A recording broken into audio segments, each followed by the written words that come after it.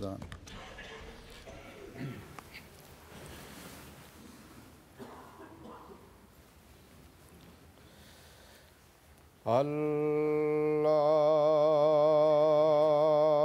الله أكبر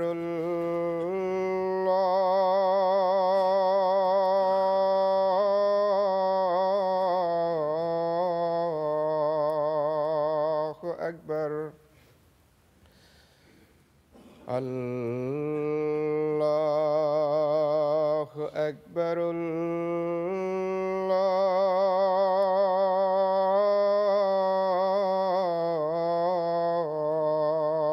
الله أكبر.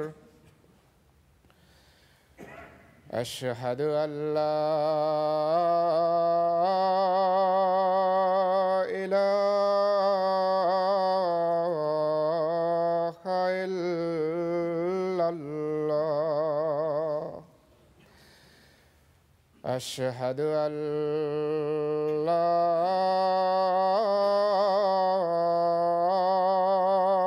إله إلا الله.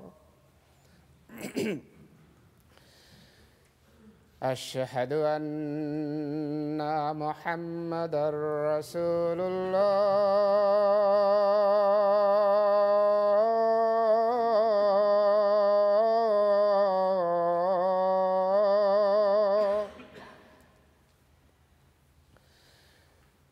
أشهد أن محمدًا رسول الله.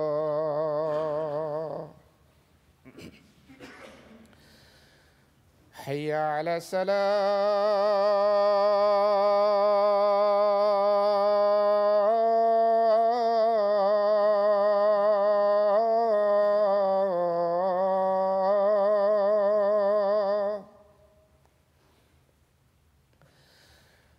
حي على السلام.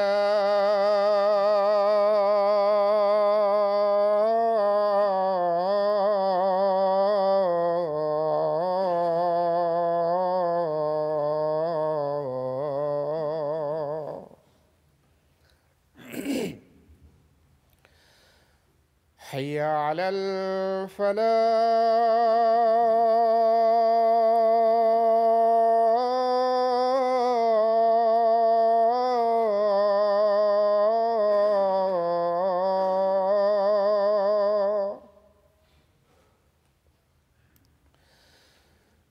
حي على الفلاح.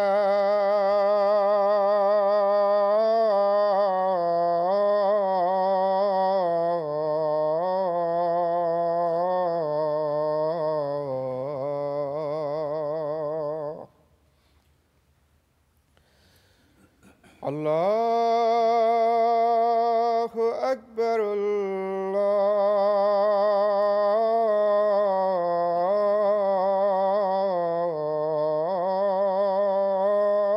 الله أكبر. لا إله إلا الله.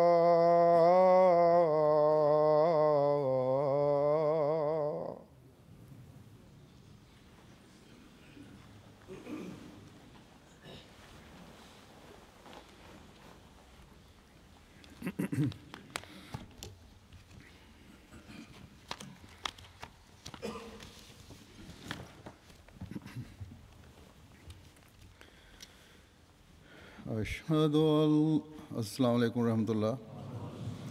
أشهد أن لا إله إلا الله وحده لا شريك له وأشهد أن محمدًا عبده ورسوله. أما بعد فأعوذ بالله من الشيطان الرجيم.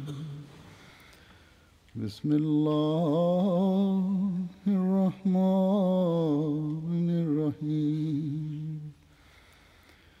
الحمد لله رب العالمين الرحمن الرحيم مالك يوم الدين إياك نعبد وإياك نستعين اهدنا الصراط المستقيم صراط الذين أنعمت عليهم غير المغضوب عليهم ولا الضالين إذ قال ربك للملائكة إني خالق بشرا من طين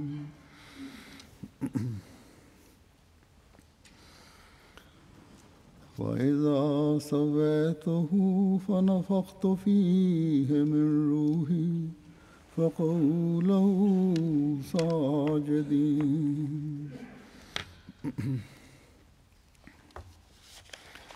فسجد الملائكة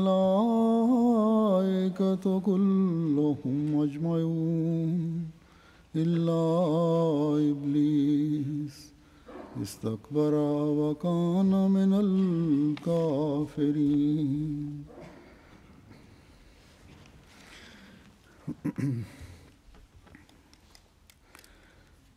جب تیرے رب نے فرشتوں سے کہا یقیناً میں مٹی سے بشر پیدا کرنے والا ہوں، بس جب میں اسے ٹھیک ٹھاک کر لوں اور اس میں اپنی روح میں سے کچھ پھونک دوں تو اس کے سامنے سجدہ کرتے ہوئے گر پڑو۔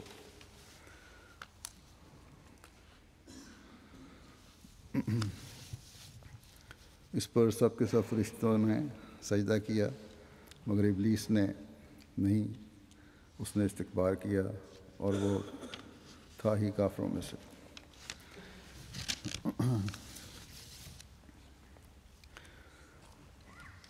ابتدائے عالم سے ہی شیطان اور انسان کی جنگ شروع ہوئی، اور مذہبی تاریخ میں ہم دیکھتے ہیں کہ حضرت آدم علیہ السلام پر اللہ تعالیٰ کے پیار کی نظر پڑنے کے ساتھ ہی شیطان نے اعلان جنگ شروع کر دی، شدت سے انسانوں کے خلاف جنگ کا اعلان کیا، اور پھر ہر زمانے میں یہ تاریخ دہرائی جاتی رہی، جو بھی انبیاء کا زمانہ آیا اور دہرائی جا رہی ہے۔ انبیاء جب آتے ہیں تو آ کر انسان کو خدا تعالیٰ کی طرف لے جانے والے راستے دکھاتے ہیں، اور شیطان ان میں بگاڑ پیدا کرنے کی کوشش کرتا ہے، پہلے بھی کرتا رہا ہے اور اب بھی کرتا ہے، مختلف طریقوں، ہیلوں، بہانوں، لالچوں اور خوف کے ذریعے سے ڈراتا ہے، گمراہی کی طرف لے جاتا ہے۔